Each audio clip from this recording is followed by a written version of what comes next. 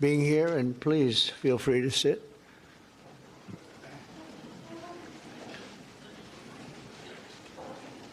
So before we begin this important ceremony, and there's no ceremony that can be much more important than this, let me provide a brief update on Operation Epic Fury.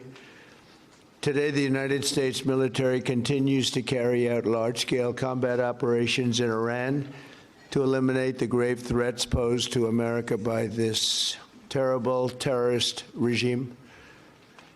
Following our obliteration of Iran's nuclear program in Operation Midnight Hammer a short while ago, we warned Iran not to make any attempt to rebuild at a different location because they were unable to use the ones that we so powerfully blew up. But they ignored those warnings and refused to cease their pursuit of nuclear weapons.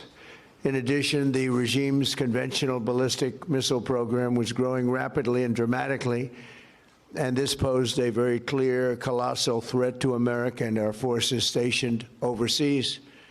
The regime already had missiles capable of hitting Europe and our bases, both local and overseas, and would soon have had missiles capable of reaching our beautiful America. The purpose of this fast-growing missile program was to shield their nuclear weapon development and make it extraordinarily difficult for anyone to stop them from making these highly forbidden by us nuclear weapons. We were the ones that were complaining. We were the ones that wanted it stopped, but everybody was behind us. They just didn't have the courage to say so. An Iranian regime armed with long-range missiles and nuclear weapons would be an intolerable threat to the Middle East, but also to the American people. Our country itself would be under threat, and it was very nearly under threat. I was very proud to have knocked out the Iran nuclear deal by President Barack Hussein Obama. That was a horrible, horrible, dangerous document. They would have had nuclear weapons 3 years ago, and they would have used them. But I'll not let that happen. For almost 47 years, this regime has been attacking the United States and killing Americans. Every time you see someone with missing arms and legs or a face that's been absolutely shattered violently, it was almost certainly caused by an Iran roadside bomb. They were put there by General Soleimani, who was the father of the roadside bomb. Very proudly, he thought, but I terminated him in my first term. This was our last best chance to strike what we're doing right now and eliminate the intolerable threats posed by this sick and sinister regime. And they are indeed sick and sinister. Our objectives are clear. First, we're destroying Iran's missile capabilities, and you see that happening on an hourly basis, and their capacity to produce brand new ones, and pretty good ones they make. Second, we're annihilating their Navy. We've knocked out already 10 ships.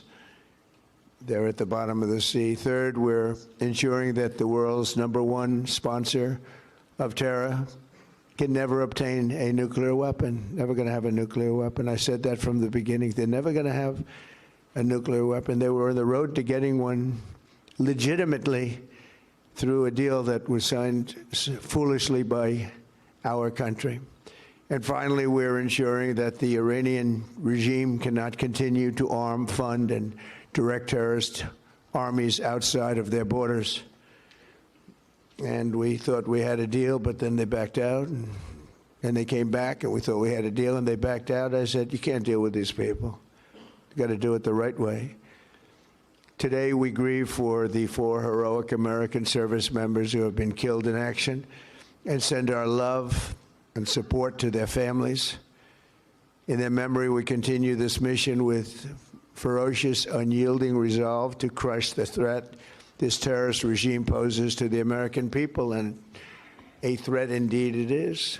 We have the strongest and most powerful, by far, military in the world, and we will easily prevail.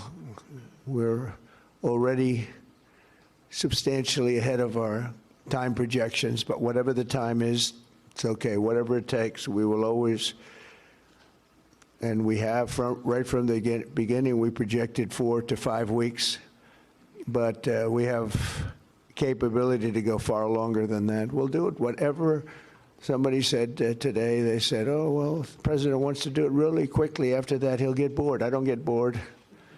There's nothing boring about this. Do you agree with that, Pete? I don't think there's anything, Mr. General. I think there's nothing boring about it. Somebody actually said from the media, I think he'll get bored after about a week or two. No, we don't get bored. I never get bored. If I got bored, I wouldn't be standing here right now. I guarantee you that, to go through what I had to go through. We also projected 4 weeks to terminate the military leadership, and as you know, that was done in about an hour, so we're ahead of schedule there by a lot. But please join me in thanking every American service member who bravely is standing in harm's way. They really are incredible, and I just want to thank you. We have a lot of them right here. Thank you very much. Thank you.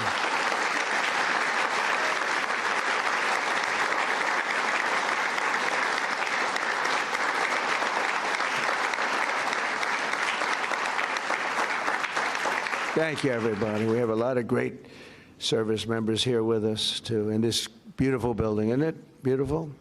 We're adding on to the building a little bit. We're improving the building. See that nice drape? When that comes down, right now you see a very, very deep hole. But in about a year and a half from now, you're going to see a very, very beautiful building. And there's your entrance to it right there. In fact, it looks so nice, I think I'll save money on the doors, because it can't get more beautiful than that. I picked those drapes in my first term.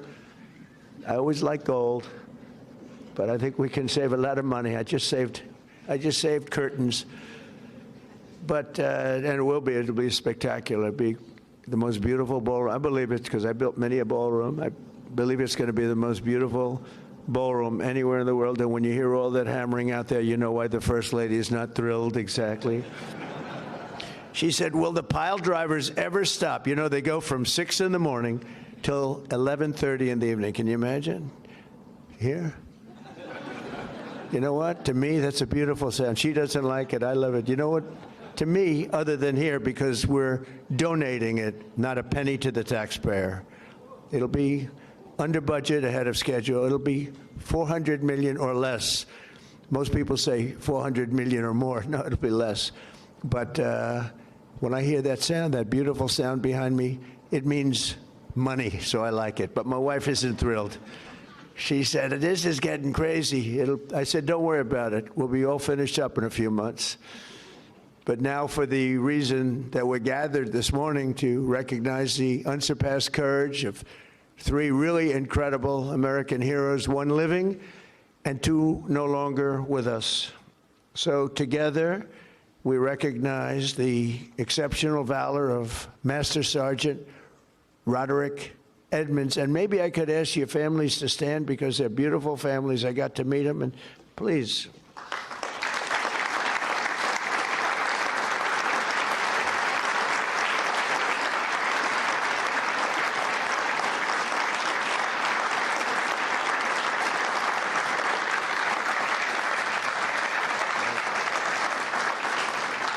So Staff Sergeant Michael Ollis and Command Sergeant Major Terry Richardson, as they receive our nation's highest military award, the Congressional Medal of Honor.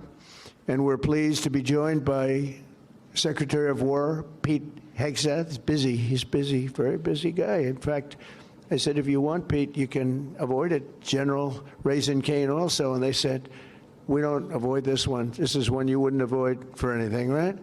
So we appreciate that you're here. Secretary of Veterans Affairs, who's doing an incredible job, Veterans Affairs, Doug Collins. Doug, thank you. You stand up, Doug. You're doing such a good job. 92% approval rating.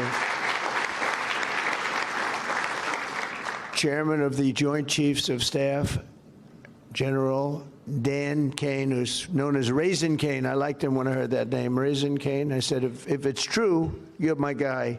And it's true. It just turned out it's very true. He's a great guy and a great general. Secretary of the Army Dan Driscoll and Army Chief of Staff Randy George, thank you. Thank you both, Dan.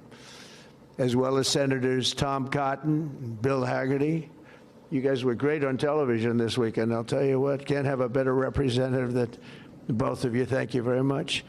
And Representatives Tim Burchett, Jack Bergman, and Nicole Malliotakis, and we have a few others sitting here, but I'm not going to go through it because we have far more important people to honor today. Oh, we have Tom Homan. I got to at least mention Tom Homan. I would be a stand-up, Tom. What a job. Zero people coming in. We had millions and millions of people pouring into our country now that, I mean, I'm not even sure I can believe this number is zero, but it is given out by Democrats. They're Democrats from the left, and they're rated for the last 9 months. We had 0 people come illegally through our border. Right, Tom? So I want to thank you very much.